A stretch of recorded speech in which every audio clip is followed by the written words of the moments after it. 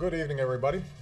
I wanted to give you an update on the current situation around the debt ceiling. I just got a call about a half hour ago from Speaker Boehner, who indicated that he was going to be walking away from the negotiations that we've been engaged in here at the White House for a big deficit reduction and debt reduction package.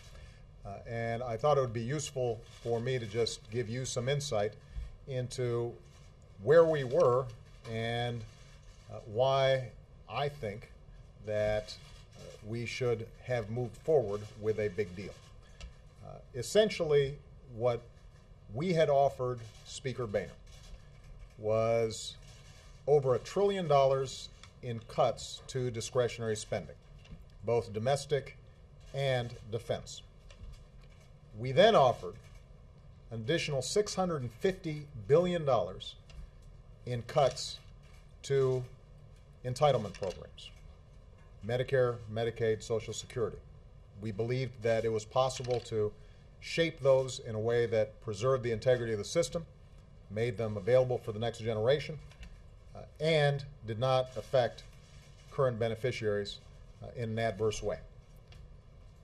In addition, what we sought was revenues that were actually less than what the Gang of Six signed off on. So you had a bipartisan group of senators, including Republicans who are in leadership in the Senate, calling for what effectively was about $2 trillion above the Republican baseline that they've been working off of. What we said was give us $1.2 trillion in additional revenues, which could be accomplished without hiking tax rates, but could simply be accomplished by eliminating loopholes, eliminating some deductions, and engaging in a tax reform process that could have lowered rates generally while broadening the base.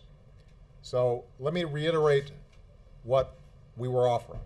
We were offering a deal that called for as much discretionary savings as the Gang of Six. We were calling for taxes that were less than what the Gang of Six had proposed. And we were calling for modifications to entitlement programs would have saved just as much over the 10-year window. In other words, this was an extraordinarily fair deal. If it was unbalanced, it was unbalanced in the direction of not enough revenue. But in the interest of being serious about deficit reduction, I was willing to take a lot of heat from my party, and I spoke to Democratic leaders yesterday, and although they didn't sign off on a plan, they were willing to engage in serious negotiations, despite a lot of heat from a lot of interest groups around the country, in order to make sure that we actually dealt with this problem.